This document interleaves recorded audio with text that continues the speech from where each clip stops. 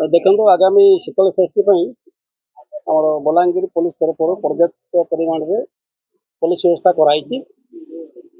ପୋଲିସର ପ୍ରଥମ କର୍ତ୍ତବ୍ୟ ହେଲା ଜନଜୀବନ ସହିତ ଟ୍ରାଫିକ ସମସ୍ୟାକୁ ସୁଧାରିବା, ତାକୁ ନିୟନ୍ତ୍ରଣ କରିବା, ପାର୍କିଂ ବ୍ୟବସ୍ଥାକୁ ଠିକ୍ ଭାବେ ନିୟନ୍ତ୍ରଣ କରିବା ଏବଂ ଆଣ୍ଟି ସୋସିଆଲ ମାନଙ୍କୁ ଯେଉଁ ରହିଛି ତାଙ୍କୁ ନିୟନ୍ତ୍ରଣ କରିକି ଆମେ ଠିକ୍ ଭାବରେ କାମ କରିବା ସେ ପ୍ରତି ଧ୍ୟାନ ଦିଆଯାଇଛି। ଏବଂ ଏଥିରେ ପୁରା ବଲାଙ୍ଗୀର ଟାଉନରେ ଯେଉଁ ରହିଛି 11ଟା କମିଟି ମେଢ଼ ଶୀତଳ ଷଷ୍ଠୀ ଯେଉଁ ରହିଛି ତହିଁରେ ଆମର ପର୍ଯ୍ୟାପ୍ତ ପରିମାଣରେ ପୋଲିସ ଦିଆହେଇଛି।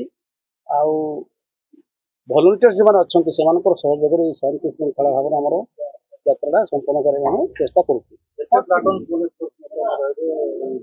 এই ସମୟରେ ଆମର 6ଟା ପ୍ଲାଟୁନ ଗତ ବର୍ଷ ହେଇଥିଲା। ତହିଁରେ ଅଫିସର୍ସ ଆହୁରି 60 ଅଫିସର୍ସ ଆମର ହେଇଥିଲା ଗତ ବର୍ଷ।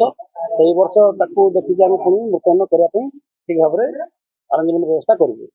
ସେକୁ କରିବା ପାଇଁ ଆମର ବ୍ୟବସ୍ଥା ହେଇଛି, ମୋବାଇଲ ପେଟ୍ରୋଲିଂ ରହୁଛି, ଆଉ ବାଇକ୍ ପେଟ୍ରୋଲିଂ ରହିଛି। ତା ସହିତ ପଡ଼ାପଡ଼ାରେ ଆମେ ବିଭିନ୍ନ ଜାଗାରେ ଆମର ସ୍ପେଶାଲ ସ୍କ୍ୱାଡ୍ ମାନେ ସବୁ ରହିଛି। ତ ସେମାନେ ତାକୁ କ୍ରସ୍ ଚେକ୍ କରିକି ଆମକୁ ବ୍ୟବସ୍ଥା ଠିକ୍ ଭାବରେ ଆମକୁ କଡ଼ାକଡ଼ି କରିବୁ, ତାଙ୍କୁ ଧରିବା ପାଇଁ ଚେଷ୍ଟା କରିବୁ। ଦେଖାଯାଇଛି ଯାତ୍ରା ସମୟରେ ଆଣ୍ଟି ସୋସିଆଲ ମାନେ ଆକ୍ଟିଭ୍ ରୁହନ୍ତି, ସେମାନଙ୍କୁ ସବୁ ଦମନ କରାଯିବ। ହଁ, ତାକୁ ଆମେ ଇଣ୍ଟେଲିଜେନ୍ସ କଲେକ୍ସନ ଆଗରୁ କରିଛୁ।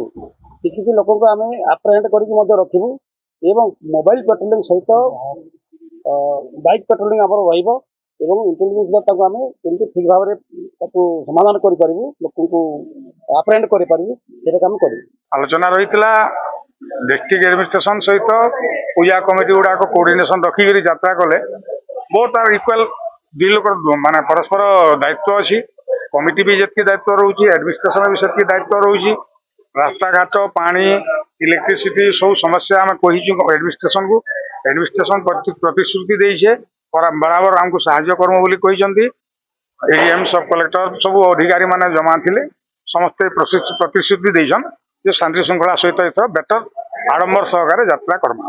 देखुन तो शीतल षष्ठी चलित वर्ष भी होता चलित वर्ष शीतल षष्ठी लगे आज गोटे जिला प्रशासन तरफ गोटे मीटिंग डकाई गत काली पुलिस विभाग तरफ गोटे मीटिंग डकाई जे आलोचना होता है शीतल षष्ठी केन्ता चलित वर्ष बहुत सुंदर आकार बलांगीर निशामुक्त आकार से नहीं आलोचना होता। आ बलांगीर बर्तमान एडीएम सार नेतृत्व में गोटे मीटिंग अनुष्ठित होता।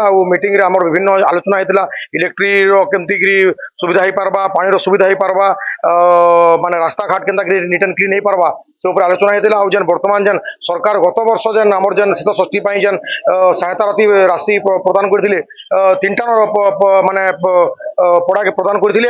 चलित वर्ष 11टा शीतल षष्ठी महोत्सव जेहेतु इथर करुचन आयोजन करुचन तो से उपर दाबी होता जे समस्त को आर्थिक राशि प्रदान करने लगे समस्त अनुरोध सार को अनुरोध कराइला।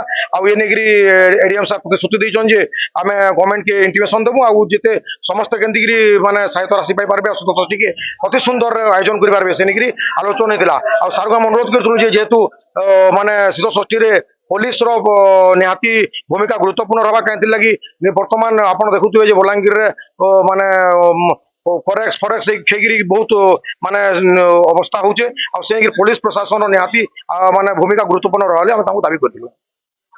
এই ভিডিওটি আপনার কেমিতি লাগিলা কমেন্ট করে জানাতু। ধরিত্রী লাইভ র यूट्यूब এবং फेसबुक চ্যানেল কু সবস্ক্রাইব করন্তু। অধিক খবর পাই লগইন করন্তু www.dharitri.com।